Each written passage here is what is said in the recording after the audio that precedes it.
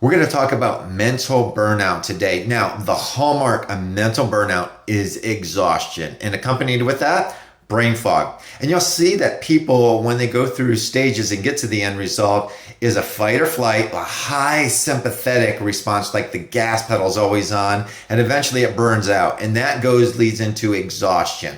Now, this is supported by Stephen Porges' polyvagal nerve theory, where that's like the end result, like where the brain is shutting down and just being in survival mode. Now, this is also supported by Harvard Developmental Child, where a child can go through chronic stress, or a person can actually go through a sudden and severe stress. And what happens is the nerves will actually change the architecture in the brain. Nerves will actually start to cleave connections where the connections aren't as strong. So what are some options for care? Well, one, a lot of times people will go through drugs and medication because it adds chemistry, adds sympathetic or neurotransmitters into those connections. Another one is rest. They just simply need to rest. And actually, periods will go through a period of adrenal fatigue where cortisol levels are really high, and cortisol levels will just really crash, and they will bottom out, and they can't even mount a sympathetic response if they had to.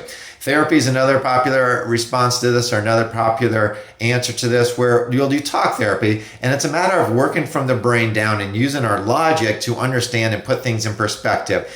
And what I do as a chiropractor is actually reset the brain. We're looking at the input into the brain, and Heidi Havoc, research out of New Zealand, will show that chiropractic adjustments will actually light up this area of the brain, and that's the prefrontal cortex. The job of a prefrontal cortex, one of the jobs, is to turn off the stress part of the brain.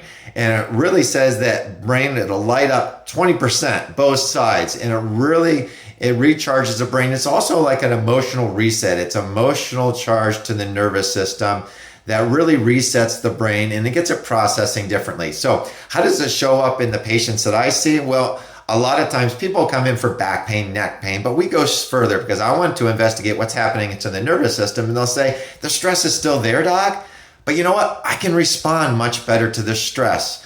The triggers aren't there with my child as much anymore, and they don't affect me either. Definitely higher energy.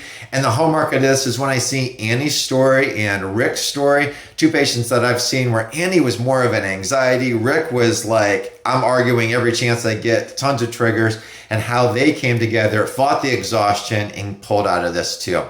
So I hope that if this is you, that I give you some answers. And if this is you, more than willing to answer any questions that you might have. Until then, God bless. Have a great day.